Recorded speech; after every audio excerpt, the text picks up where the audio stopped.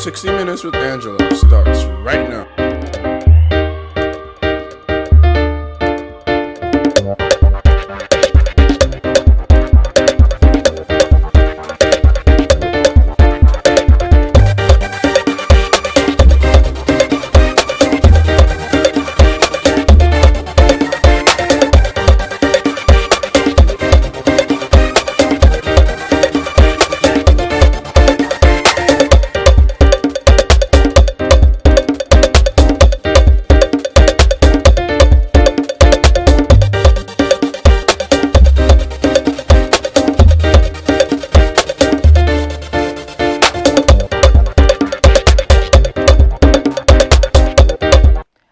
In the Federal Republic of Nigeria, presidential campaigns are heating up and presidential candidates are declaring what they are all proposing to do different. And in the last couple of weeks, the presidential candidate of Nigeria's main opposition party, the People's Democratic Party, PDP, who incidentally happens to be a former Vice President, Atiku Abubakar, has been engaging with various interest groups in his bid to become Nigeria's 16th president in 2023.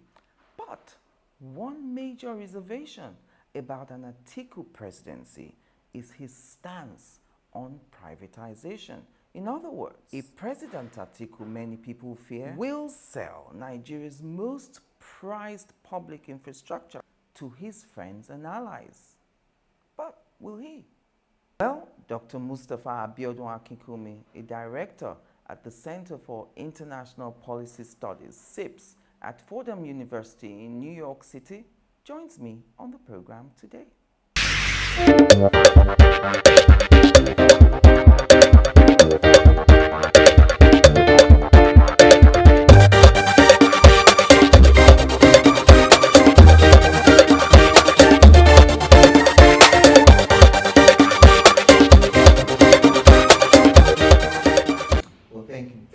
For coming on the program with me today, Mr. Akinkunmi. Thank you. So, I'm just looking at you and I remember you. I remember your face. Yourself, Folikoka, I think you were Finance Commissioner. Folikoka was Tourism.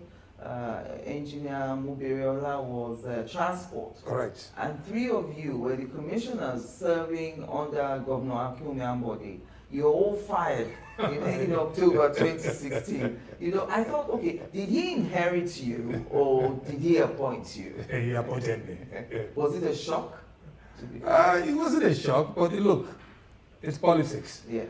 You got to move on. But the beauty behind it is that I was given the opportunity to serve Lagos State. Yes. And I did a tremendous amount of work. I was able to restructure Lagos State's debts, yes, which gave Lagos State another opportunity to go more into the markets. Yes. I was able to save the state 40 billion. I paid a lot of I paid the state debts. I renegotiated the Ikoyi-Lekki Bridge, right, that become controversial today. Yes. So I put in, it was a 1 year of hard work. Yeah. Yeah, it was good to have public sector experience, if you know what I mean. Especially you coming from the private sector Absolutely. And lecturing in the New York University. So how then did you move from working with an Ambode and the APC to being with the PDP and with an Atiku Abubakar? I mean, why, when there's no real ideological difference between the two parties? How did you make that transition? Have you ever met Mr. Atiku Abubakar? No. You should. There's major ideological differences. I've befriended a man, it's over a decade. He's a great Nigerian, great man. And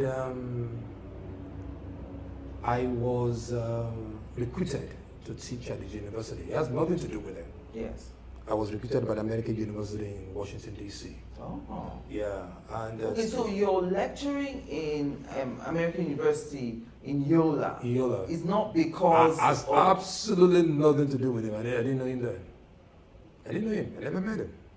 I was recruited out of New York City. I had my interview in Washington. It's purely on merit. Right. And purely on merit, in fact, when they hired me to teach at the School of Technology. So I taught computer science. I mean, my first master's is in computer science, and I wrote software for the most part of my life. Yes. And in fact, I studied my doctorate in computer science, then later on moved on to social sciences, went back and get a master's, another PhD in economics. Yes. So I didn't know Mr. Atiku Abubakar, I didn't know anything about Nigeria, and I was doing my thing and teaching and developing quants on Wall Street. And I just wanted to move back. New York City did not chase me away. It was just purely a desire to come home. It was just, I think it was just youth exorbitant. Let me go to Nigeria. Let me experience Nigeria. It's really that was it. That was really, I didn't thoroughly think it through. And maybe if I thought if a good process was put into it, I may not have made that decision. But in hindsight, I'm glad I did. Yes. At least I made Mr. Atiku Abubakar. Okay. So because I'm thinking it's a little bit awkward. So how did you move from APC to PDP? Well, I must say that I'm not a member of any political party. Right. We were asked to join APC when I was appointed, and I joined, and I resigned. When you left as commissioner. Yeah. You see, it's very and that's what I encourage you to meet Mr. Atiku Abubakar. Yeah. It's really tough, really difficult if you know the man, not to like him and not to believe in what he has for Nigeria. I'm just going to touch on the very critical issue today, which is poverty. Yeah. And the report came out that 133 million Nigerians are poor. And that is significant, and it should not be ignored. And when you listen to Mr. Atiku Abubakar, and the man that says that the centerpiece of his economic policy is poverty and job creation, that's my guy. Once again, the centerpiece of his economic policy is poverty reduction and job creation. So this man, more or less we have only three candidates. Yes. Mr. Atiku Abubakar, Mr. Bola Ahmed Tinubu, and Mr. Peter Obi. Yeah. And I've read, Obi has not published his manifesto. Yes. I've read Mr. Ahmed Bola Tinubu's manifesto. It's a lot of stories, but you cannot really get him in terms of commitments of this is how I'm going to do it. This is the output of what I will do. This is the output of what I plan to do. Yes. But on the Atiku side, he tells me, this is what I'm going to do. This is how I'm going to do it. And this is the output. Let me just stop you there, because you're talking about poverty, and I'm wondering what will be the major difference between what an Atiku Abubakar presidency will bring to the table on poverty that will be different from this administration. I've spoken with a lot of ministers in this administration. They say President Buhari plans to move 100 million people out of poverty in 10 years. Will Atiku leverage on that? Or is he going to vitiate that plan and institute a fresh plan? Look, President Buhari planned to reduce poverty in the next 10 years. We already spent 7 years, and poverty is increasing. There are some things that President Buhari is doing, which is the cash transfer. It's about 3.1% to the GDP. Yes. Atiku Abubakar plans to increase that to 7% of GDP. And I will talk about that. Yes. But before I go any further, I work with numbers, no emotions. Yes. Where was Nigeria in 1997, 98, 99? Before Obasanjo Atiku government took over. Bad economy. Poverty was high. Nigeria was not good in the international community. Yes. Was the day Abacha just passed, there was a fear in the land. Abu Salam took over, and he arranged the election. Obasanjo Atiku won the election.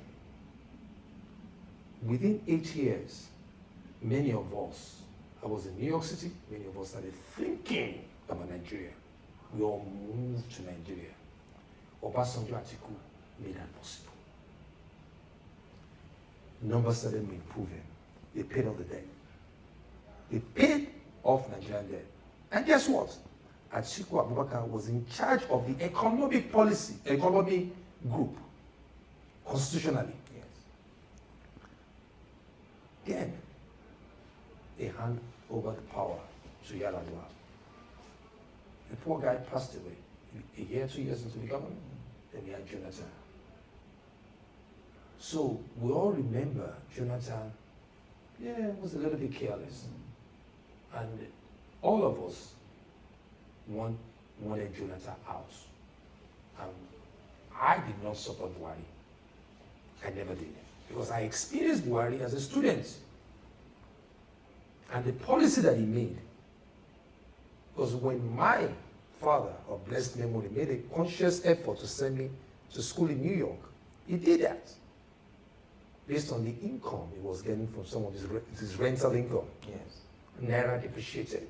It became difficult for him to do that. That was under Buhari's administration as a military ruler. So when people talk about Atiku Abubakar, I said, follow history. Look at his performance. Look at what he has done. What he did with his boss. And he was, constitutionally, he was in charge of the economy. Yes. So that should be credited to him. Now, Buhari came. I don't need to tell you about the numbers. You know the numbers. Many of us are even more poorer now than when Buhari took over. We're here today. So what's Atiku going to do different? He has poverty on 4 pillars. And they are capability enhancement. Some of it Buhari is doing right now, which is a cash transfer. Right. Atiku planned on moving cash transfer from 3.1% of GDP to 7% of GDP and increase the spread. What will be the side effect of that? And I'm asking you that because if Atiku is thinking of increasing it to 7%, why isn't this administration increasing it to 7%? People, economists would always tell you there are always 2 answers. There are always 2 sides to every story. Will there be a downside after increasing that to 7%? No, you haven't let me finish. Okay. In addition to that, we are going to empower women. Women they manage economic resources better than some of us men, shamefully. So those women that cannot leave their homes as a result of social issues, we're going to empower them. There's a strong correlation between human capital, which is education and health, and poverty. When you improve education and health, poverty reduces. We're going to stimulate the economy, and stimulating that economy, GDP goes up, get more people back to work, training, having more artisans, because that's really, it's not everyone. There are quite significant of people that their education level is below secondary school. So let's get them skills. And in all this, the principle behind Atiku economic policy are 1, private sector participation. Removing government from where they don't belong. Because right now, government is in monopoly of a lot of private industries, and stabilize prices. Right.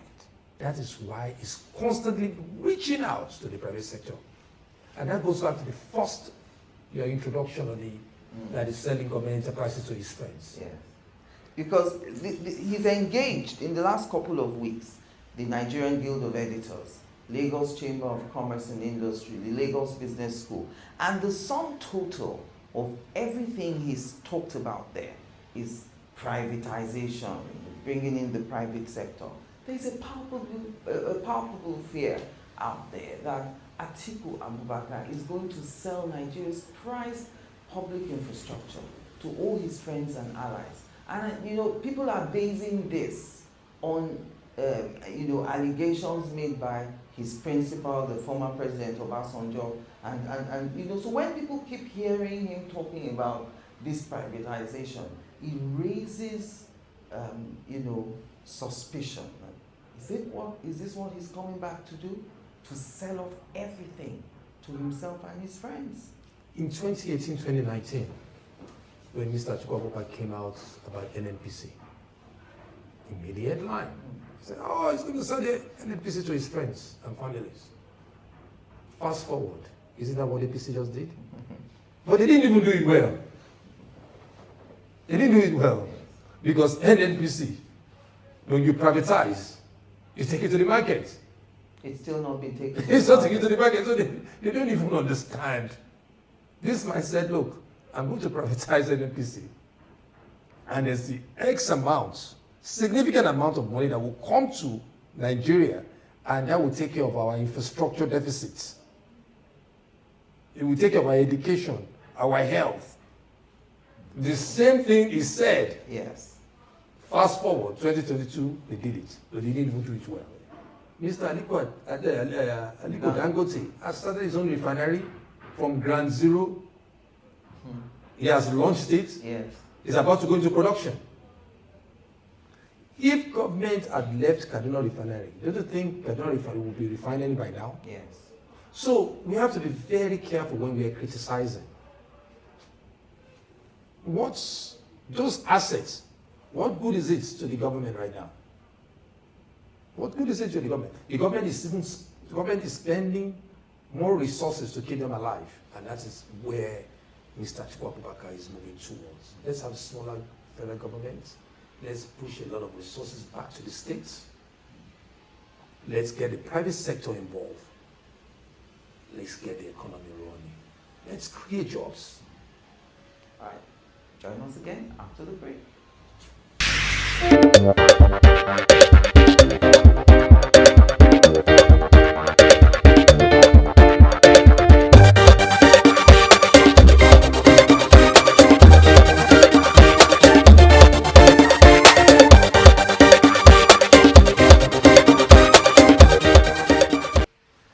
Welcome back. The National Bureau of Statistics report on poverty, I want to give you a quote from that. In general, the incidence of monetary poverty is lower than the incidence of multidimensional poverty across most states. 40.1% of the population experiencing monetary poverty, while multidimensional poverty is 63%. And this is according to the Monetary Policy Institute. This is 2022. So what is the difference? What is monetary poverty? What is multidimensional poverty? Monetary poverty is very clear. You don't have money. Okay. You don't have a job. There's no income. Money.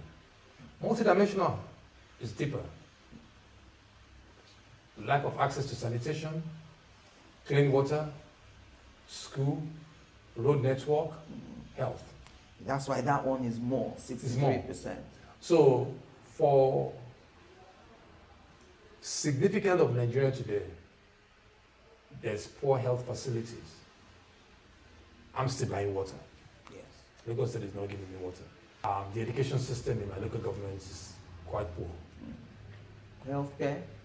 Healthcare. God help you go to General Hospital. I think the closest healthcare place for me is the General Hospital in Lagos Island. I went there once. It's horrible. So, still on the economy, this CBN's redesign of the Naira note, is he supportive of it? Does he think that Nigeria needs to redesign the Naira at this particular time? I can't remember having a discussion with him on the redesign of the Naira, but I don't think it matters to him. It doesn't matter to me either. I don't think there's any... When you say it doesn't matter to you, I mean, there have been arguments pro and con on that. Let me explain. Yes. What I mean by that is that there's really it doesn't have any effect on the end of the economic indices. However, we have bigger problem than currency design today. We have huge challenges. The mandate of the Central Bank of Nigeria is price stability. Inflation is off the hook. Interest rates is high. Our inflation is in double digits now. It's double digits, increasing by the day.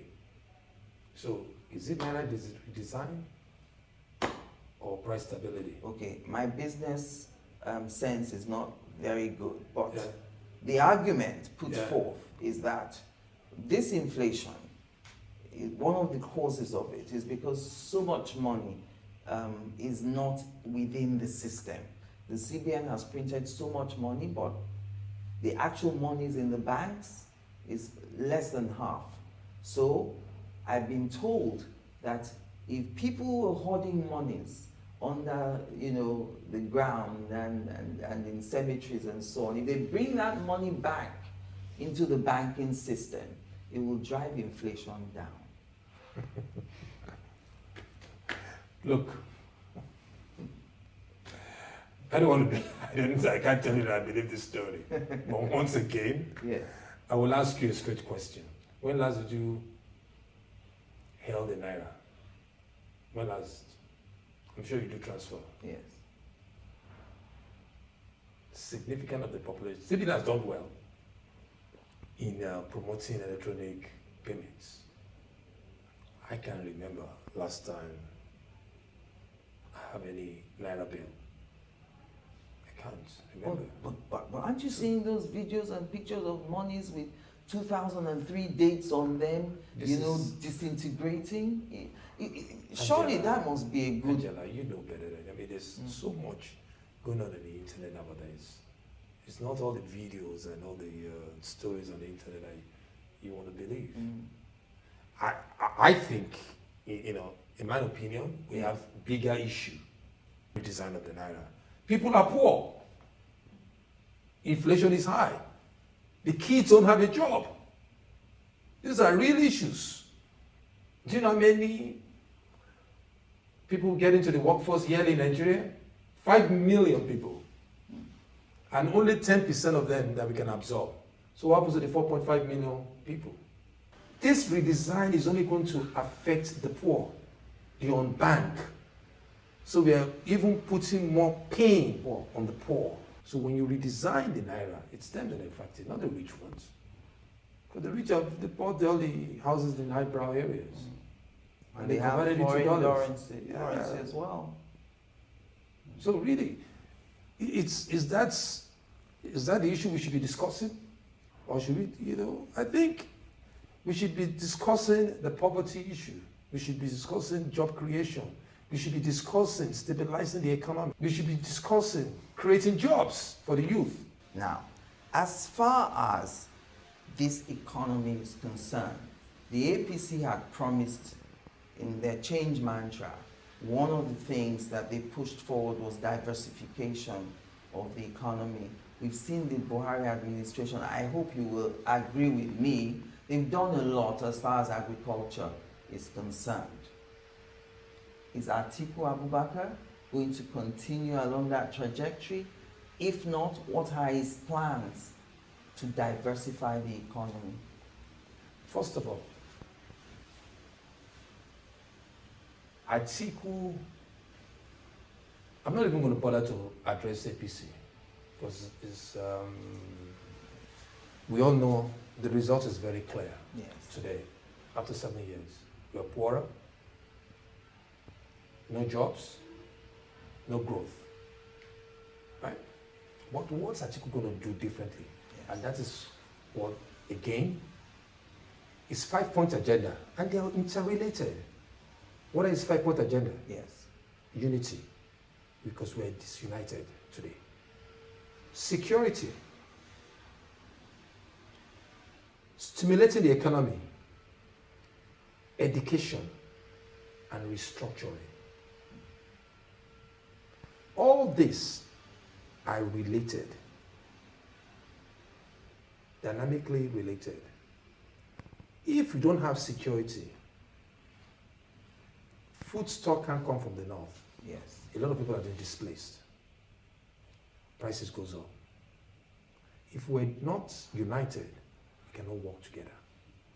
And the economy we cannot stimulate the economy. You need the education to be able to stimulate. We need that human capital. It's very important. And all this 5 agenda of Atiku, Yes. very thought out. Those 5-point agenda are based on 3 basic principles. Which are? Atiku said, 1, I'm going to get away from government monopoly. So anything, rail, refinery, wherever government owns a monopoly, I'm going to get away from it. Transmission Company of Nigeria? I'm going to get, it's a monopoly. Let every state have their own transmit their power. I'm going to get private sector. I'm going to partner with the private sector to help me stimulate this economy, because government can't do it alone. Government can't create the jobs. Atiku is looking to lift 10 million Nigerians out of poverty yearly and create 3 million jobs. And lastly, Atiku said he would have price stability. Having one single window on the monetary side. Right now we have multiple windows. One single window. Private sector involvement and government moving away from monopoly. I'm wondering, if Atiku is saying, I'm going to have one, this is my problem with economists. Yeah. When you sit with one, Yes. he tells you that, oh no, go this way. And you sit with another one, he says, go this way. Yeah. This is the thing. You are saying now you do with one exchange rate. Yes. You converge everything to one. And you float it. You managed it. Why should we have multiple exchange rates? Some well-connected Nigerians will buy it at the low price and sell it at isn't that what they call it, round tripping? Why should we have that? Why should we have all these rent seekers in the economy at the expense of 133 million poor Nigerians? Let's focus on those poor Nigerians. And that is why I find Mr. Atiku Abubakar attractive. Atiku is not poor. No. You're not listening to me. I'm No, you're not listening to me. I'm listening. No, you're not listening to me. Let me tell you why I'm saying that. I'm talking about his policy. Yes, no. And I'm telling you that being not a poor man, No. when he gets there, they always say these things. No. I've covered elections 2011, Yes. 2015, 2019. They always have lofty ideals. But you and I started this discussion today, and I took you back to 1997, 98, 99, when Obasanjo took over the government, where Nigeria was until they left the government. The data speak. His record is clear. It was right there. So what is the ambiguity there? The man has done it before. He has negotiated Nigeria debt, paid off. He has improved Nigerian GDP. He created more jobs, more sectors, but more active. So what are we talking about? The man has done it before. So it's not your typical politician that comes and gives you a story. What we are going through now, it's nothing new. We've been here before. The state of the economy you're talking about. Yes, state of the economy. That's what matters. What else? That's what matters. And that is what is going to take the 133 million Nigerians out of poverty. Nowadays, we have kids graduating from university and they're still living at their parents' house. Yeah. The last time I slept at my father's house was after when I left secondary school of my O levels. That's a long time. That was a long time ago. By the time I finished uni, I had n number of companies. They've given me an offer letter. Some even gave me offer letter with a sign-on bonus in those days. Or they used the sign-on bonus for down payment to buy my first car. My first brand new car in those days. Okay, so how would you convince someone who's an obedient to move from following Peter Obi? Because you know, Peter Obi and Atiku were together. Many people who supported them together, who are dissatisfied with the PDP for giving the ticket to a northerner again, have moved with Peter Obi. Look, this is very simple. This is very straightforward. And I always encourage the obedience. I said, look, I know thinking hurts, but try and think a little bit. You know, I've explained Atiku's presidency to you and where Nigeria was in 1997, 98, 99 until Obasanjo Atiku completed their term. Now I'm going to go to Obi. Yes. Obi was governor of Anambra. I remember Obi was governor. I have a couple of friends that were from the East. I couldn't go to the East with them to celebrate Christmas. That's number one. Number two, unemployment was high. Poverty was in Anambra. But Obi took government's money and invested in his own company. Yes, but government Let made me a finish. profit. Government made a profit. Let me finish. Anywhere else in the world is unacceptable. Totally unacceptable. And everybody accepted it, and we're all moving on. Took the government's money. That's the height of corruption. Took the government's money and invested in your own private business. Meanwhile, you have high unemployment, challenges with schools, yes, health, road network. I could not remember when Obi was governor, people leaving Lagos to move back to Anambra. And you now use their money in your own private business. You saved money. You saved money. Yes. While your people are hungry, you saved money in your own private business. It's a height of corruption. Meanwhile, it did not create the jobs. It did not create the opportunities. And come on, let's think about this. Let's be very careful about this. Let's be yes, he's a great salesman. He can talk the talk. And I get it with the young people. They are frustrated. They are hopeless. So anyone that can give a little bit of hope and stories, I gotta give it to him. He's doing a good job at it. Does he threaten Atiku's campaign at all? Not at all. Not at all. Not at all. Join us again after the break.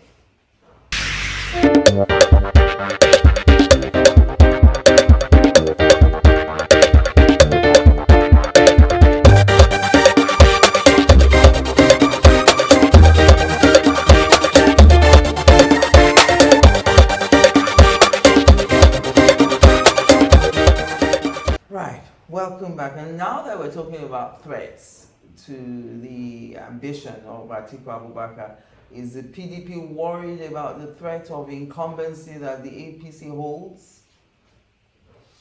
Angela, seriously? Yes. How? Let me explain.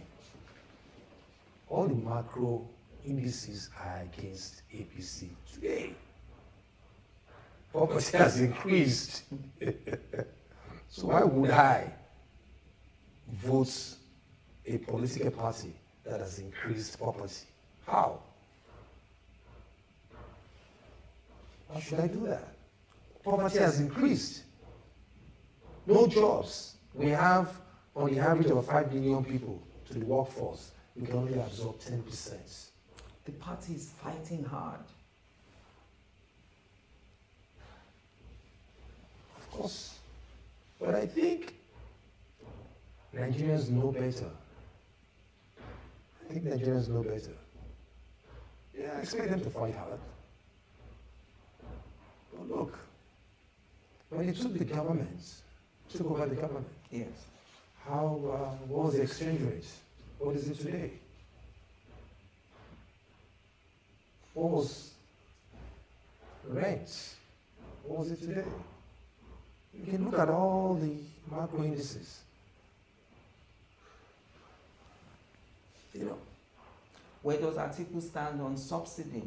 He said at the Lagos Business School alumni conference that he would phase out subsidy in batches and he would channel those funds back into the economy. We've been there before. We've heard all these explanations. And But we have when done they it get before. in, this subsidy, they can't remove it because the option is fuel shortage. subsidy is gone. APC has removed it. The new NNPC, what they are doing right now is Yeah. illegal. Subsidy is Illegal. gone. It's illegal. You should go and read the petroleum PIB, Petroleum Industry Bill Act. It's now Act. an act now. Yes. It's illegal. Subsidy is gone. There's no point discussing it. Subsidy is gone. So we're paying more now because there's No, the government should not be should have removed it. What the government is doing right now is illegal. There's no longer subsidy. It's illegal. When you say it's illegal, the transforming NNPC into a private company Correct. is illegal. That No. Yeah, no. That's not what I'm saying. Okay. The subsidy itself is illegal today because it's because the petroleum Industry Act Acts. has vitiated it. Absolutely. Yeah, it's illegal. So don't even what Mr. Atiku Abubakar is saying is a lie. In fact, the federal government said they will operationalize it next year. Yes. Yeah. So it's not up for discussion anymore. Yeah. So the NNPC, in any case, it was Atiku's idea back Yes. then to privatize. So Absolutely. we're there now, but you still say there's still a little bit more to do. Oh, a lot more to do. I think what they should have done, they should have just knocked on his door and asked him for Mr. Atiku Abubakar to tutor them on what to do. I want to tell you what the Director General of the Voice of Nigeria, Osita Okechukwu, whom I interviewed previously, he says that as plausible as the idea of private sector partnership is, Atiku Abubakar's proposition is more or less preparing the grounds for rent seekers and scanty industrialists. He goes on to say, what Atiku is proposing is by no means different from the structural adjustment policy thrust. Neither is his proposal on the NNPC Limited better than the giant steps that President Muhammadu Buhari has taken towards commercializing of NNPC. He clearly doesn't know what he's talking about. We are getting private sector involved. Private sector is going out to the market to raise money and run the enterprise. There's the rent seeking there. Of course, if you keep everything at status quo, that's the rent seeking. Yes. So he clearly doesn't know what he's talking about. All right, so it's been 6 years since you posited that Nigeria's Northeast had the potential to become the tech hub of Nigeria. This was at the 8th commencement. Oh, you read it? Yes, ceremony of class of 2016 Sure. at the American University in Yola. You Yeah. proposed, you were talking about the kind of Silicon Valley with the Correct. university at the center of it. Correct. Now that you're living here, you still think it's feasible? Absolutely. Look, let me tell you something. You know, Mr. Atiku Abubakar founded American University. And some people think he should have put the university in Abuja, Lagos. He would have made money. So they look at it in terms of the monetary side. Yes. But Mr. Atiku Abubakar looked at it differently. He wanted the school in the States, and I'm sure he could see the economic growth. So when I went to Yola, which has absolutely nothing to do with him, it's American University in Washington that hired me. Yes.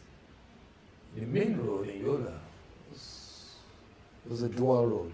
2 lanes. 2 lanes. It was like a little village. Fast forward today, it's 4 lanes. There's been growth. There are more. If you go to Yola now, the plane is full. In and out of Yola, there's a lot of activities. Yes. Fast forward while I was there, by the way, the entire campus is wired. So When you say wired, Wi-Fi. Wi-Fi. And we conduct our teaching electronically in classroom. All the students have the computers, and we the academic community as well. Yes. So we do use the internet significantly. And Google in particular was looking for some wisdom was best to them. They were looking for the highest hits out of Africa. They pointed at Nigeria and down to the place called Yola. Yeah. They came to Yola. They were shocked that there was so much, Google search out of Yola. As a result, they gave some scholarship and grants to the American University. Wow. So American University in the last decade have produced very fine engineers, computer scientists. And I believe, there's been a bit of delay as a result of the economic condition of the country. But I still believe that a lot of our students will graduate from Yola, and some are doing that right now, and they will stay in Yola. They will be entrepreneur, technology entrepreneur in Yola, and develop Yola. And more important in the Northeast. Yes. And I still believe that. I think that's still coming. And we will see what some of this, a lot of young Nigerians have done in terms of technology. We've done a lot in technology, we've done a lot in arts and culture, in music. So there's a lot of room to grow. Yeah. We just need that strong leadership that would allow free thinking, private entrepreneur to survive. The condition today, makes it very difficult, and I believe it's just a temporary delay. Yes. You just have to storm through the weather, and things will get back on track. You've talked about how hard times are right now in Nigeria. I can't help thinking that, isn't it global? Is every country not experiencing some kind of downturn? And isn't this an exponential result of events that have happened since COVID hit in 2019? It doesn't apply to us in Nigeria. Look, we did not benefit from the oil price, increase in oil price, which we should have, and we didn't benefit from that because of our lack of investment in the oil and gas sector. Yes. And more importantly today, with the Russian-Ukraine war, if we were forward thinking, we would be the One of the main beneficiaries of the gas exports. Yes. The unrest in the northeast and in the north affected food crisis and food security. If we have tackled Boko Haram and displacement of people from their farms, we will not be facing price increase. So the global issue has absolutely nothing to do with us. However, the climate change, we have no control over of that.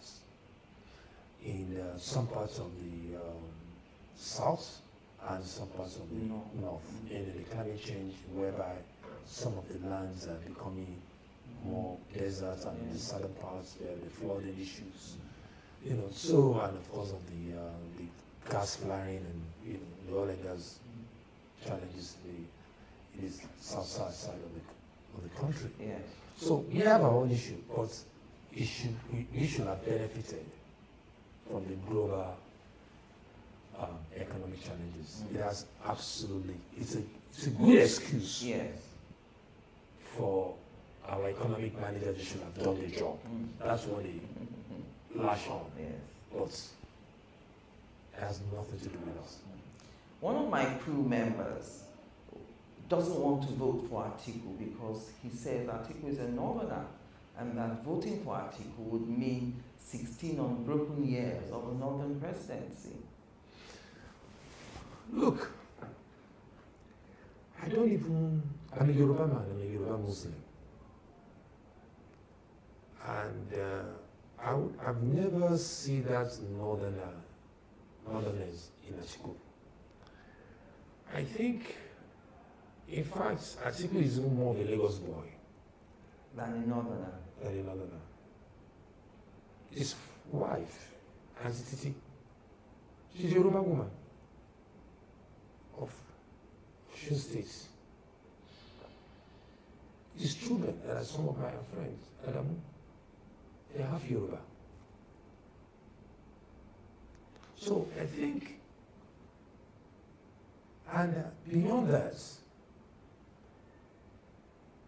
the Atiku's doctor of how many years? Great man. He's an Igbo man. His personal physician. Personal physician. He's been with him for over 20 years. You cannot see this Atiku Abubakar, you don't see this Igbo. So Atiku is a nationalist. So, in terms of when we are now talking about ethnicity, it does not apply to him at all. It does not apply to him at all. It's the same way the APC candidates will say, my wife is a Christian. In my house, everybody's free. Atiku Abubakar is even more Yoruba than some of us. His wife, Auntie Titi, is Yoruba. So what are we talking about? In fact, why are we even dealing with ethnicity when we have poverty? Does poverty has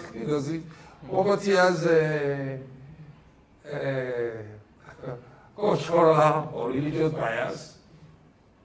Let's deal with issues. Let's create jobs. Let's reduce poverty. And I can't help thinking, listening to you with, all these lofty ideas that the Atiku economic team has put together. For you to implement these policies, you need to win the election. Yes. And I don't see how he will win that election. He will win the election. Without the G5 and without the River State governor involved. That's the thing. You see, so we talk all this economy, but you need to win first before you can do all these things you want to do.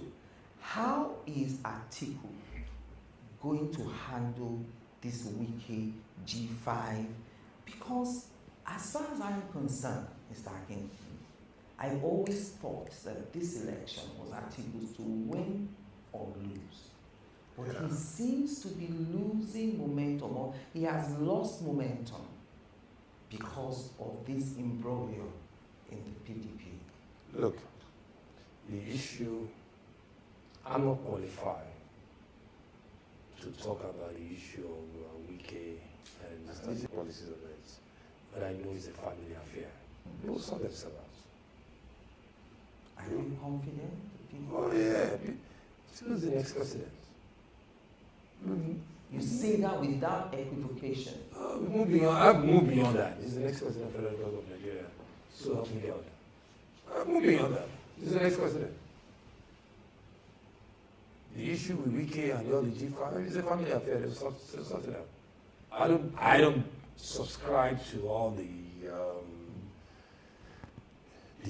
videos, the abusive words, and it's totally All that unnecessary. violence is It's totally unnecessary. Yeah. Gentlemen should be able to such. I think they will resolve it. Right, so we now know that the candidate of the NNPP, Rabiu Kwankwaso, I think is Atiku's friend, I'm not sure, but there were rumors that he was going to be stepping down. He's come out now in the last 24 hours to say, no, I'm not stepping down. So all those rumors have come to naught. Does that upset the plans of the PDP? People say that the PDP was relying on Kwankwaso stepping down, subsuming his campaign organization into that of the PDP for the benefit of Atiku. Angela, I'm not privileged to this political discussion, negotiation. Yes. I'm not privileged to all that. What I'm passionate about is poverty reduction, job creation. Let's get the economic moving. Let's get people back to work. Let's create 3 million jobs per year. Let's take 10 million poor people out of poverty. Yes. So by 2030, we will have reduced poverty in this country to less than 20%. Yes. That is my interest. All the political intrigues, it's, I think, they will, I'm not a politician, they will sort themselves out. Yes. But the key thing is to improve lives. Let's get Nigerians working. Let's get Nigerians happy. Let's stabilize prices. Let's get CBN working. Let's Nigerians be happy. Let our youth be happy. That's my interest. I hope I'll be back as the campaigns hot up a bit more. I'm here. Thank you very much for spending an hour with me today, Mr. Akinkunmi. And thank you for watching. I'm Angela Ajetunmobi.